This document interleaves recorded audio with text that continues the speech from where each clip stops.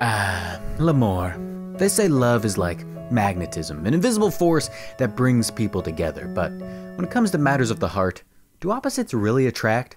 Obviously, not every couple is the same, but on average, the data suggests we tend to find similarities more attractive than differences. In a 2017 study, researchers surveyed 1,523 couples, including friends, best friends, and romantic partners. They referred to these pairs as dyads, which just means a pair of individuals in an interpersonal situation, according to the American Psychological Association.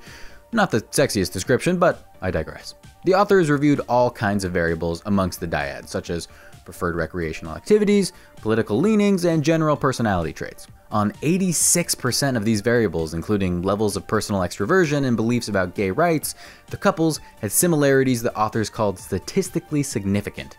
That is, dyads were more likely than not to share most of the opinions and personal qualities being interrogated. Social media trends seem to back this up. Friends and romantic couples are apt to like similar things on Facebook. They even use comparable wording in their status updates. When it comes to love, interests and personality traits aren't the only places where we seek out similarities. Heterosexual men and women are often drawn to potential mates with the same hair or eye color as their own opposite-sex parents. But don't worry, if your mom and girlfriend are both blondes, that shouldn't set off any Freudian alarm bells. It's just that the people who raise us might influence the qualities we find alluring when choosing a life partner. So instead of opposites attract, a better guideline might be likes attract. I know, it's not as catchy. Hi, I'm Justin Dodd, and today we're going to break down some misconceptions people have about attraction, marriage, and that intoxicating emotion called love. You know, I was never a big believer in true love, but I think I've discovered the love of my life. Every morning, I now wake up to this beautiful face. Adorable breakfast sandwich. I love you.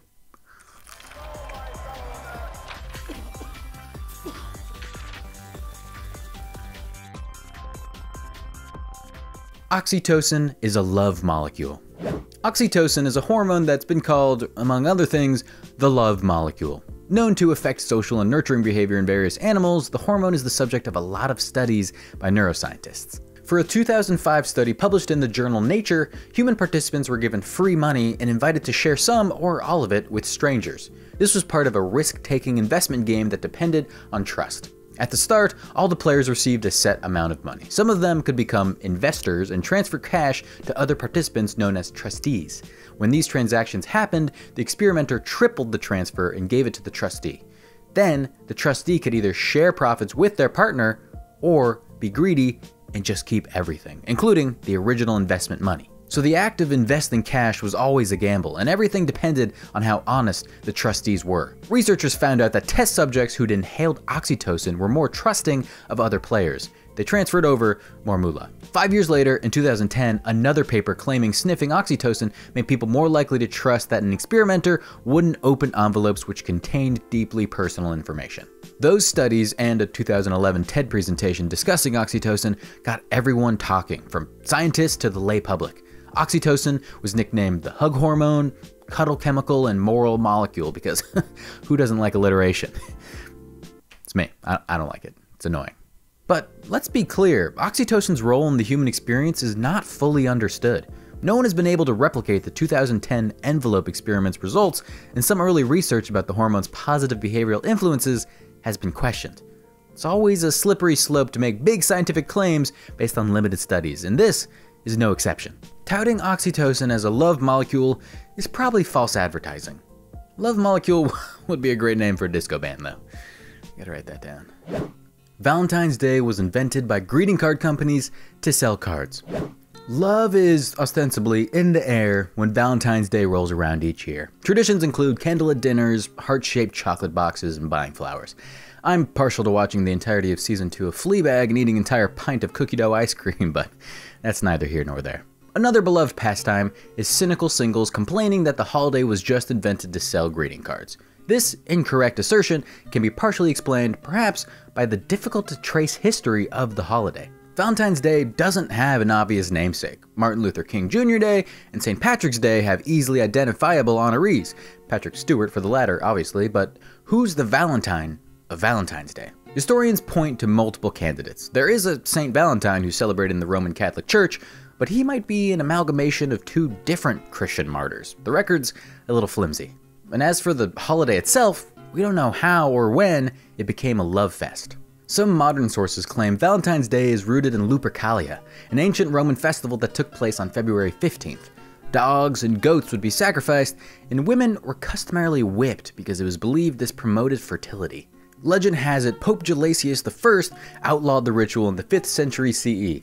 As a replacement, he supposedly established Valentine's Day, a new, Christianized celebration of love and romance. But there's no real proof to back this story up. Valentine's Day as we now know it probably owes a lot more to poet Geoffrey Chaucer. In one of his works from the late 1300s, Chaucer said, "For this was on St. Valentine's Day, when every fowl comes there his mate to take." Ever since Chaucer's time, Valentine's Day has had amorous connotations. Did it start out that way?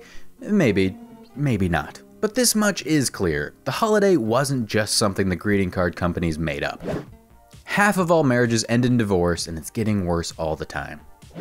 Marrying for love is more common today than it was throughout most of recorded history. And when you talk about modern marriage, there's a contentious issue you can't avoid: divorce. For decades now, politicians, religious leaders, and even sitcoms like The Simpsons have been telling us that half of all marriages end in divorce. But this is hard to prove. First of all, there isn't a universal standard for measuring divorce frequency. Some researchers try to calculate this figure by counting the annual number of divorces and marriages per 1,000 people. Other analysts evaluate milestones, quantifying the divorce rate by seeing how many couples who tied the knot in a certain year reach a specific landmark, such as their 10th anniversary down the road. Unfortunately, state governments can be less than helpful here. Some don't even bother to collect marriage statistics, which makes it harder to review trends. Now, the data we do have tells us that a couple's age affects their chances of untying the knot. One study argued that while the divorce rate among persons over age 35 had doubled between the years 1990 and 2010, younger couples divorced less frequently in those days. Erin actually touched on marriage trends among millennials specifically in our episode of The List Show, 100 Facts About Millennials. As a proud millennial, I can tell you for certain that marriage is something that I... Cat taking a bath. It's funny. What's up? What are we talking about? So, is the overall divorce rate climbing? It depends on who you ask. Some experts think it's risen or held stable in recent years. Others say it's waning. In 2014, the New York Times reported that if current trends continue, nearly 2/3 of marriages will never involve a divorce, according to data from Justin Wolfers, a University of Michigan economist. So, while it is difficult to say exactly what percentage of marriages end in divorce, it's probably safe to say that the situation hasn't meaningfully deteriorated in recent years. Just don't get your demography news from Homer J. Simpson, okay? Love at first sight is true love. Another concept that set many an eye rolling is the idea of love at first sight. And that cynicism may well be justified. Anecdotally, there are plenty of people who can tell you about experiencing this special phenomenon. So this isn't to say it never happens. Research has even featured reports of self-identified love at first sight.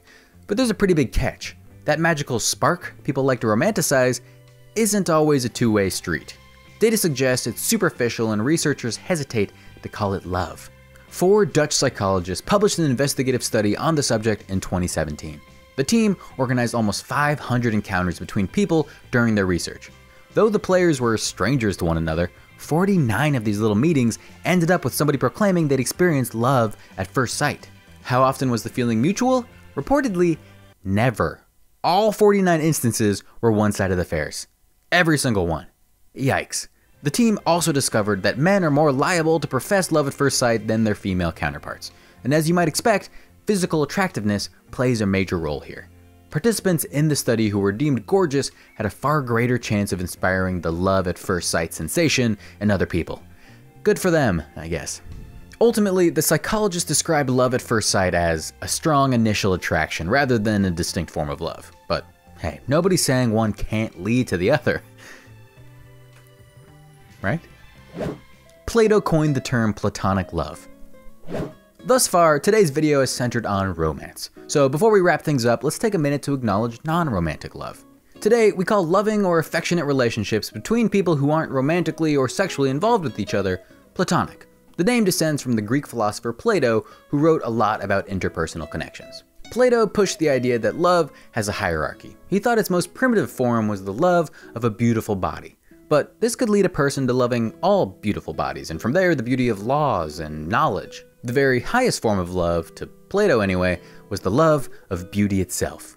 Now, let's jump ahead to the Renaissance. Centuries after Plato died, his #1 fanboy, scholar Marsilio Ficino, looked at this love hierarchy through a Christian lens. Taking cues from Plato and biblical theology, Ficino believed lovers shouldn't desire other people's bodies, but rather the splendor of the divine light shining through those bodies. Such attraction, he felt, would bring us closer to loving God. And what did Ficino name this spiritual bond between godly people? Platonic love. And Socratic love, confusingly enough. He seemed to use the two terms pretty much interchangeably. In either case, that's a lot headier than the definition of platonic love most of us use nowadays. I have to say, it's a beautiful sentiment, but I can't help but think it's gonna get awkward when I tell my buddy Sam I'm looking at the splendor of the divine light shining through his body. Have I mentioned I haven't touched another human being in 5 weeks? Looking at you, pizza delivery guy. Anyway, we're really glad you could join us today. In fact, we love you for it. If you have any suggestions for future episodes of our Misconceptions series, go ahead and leave those in the comments. And if anyone has any cute single friends that want to manipulate my heart virtually over the next couple of months, you know where to find me. I missed you.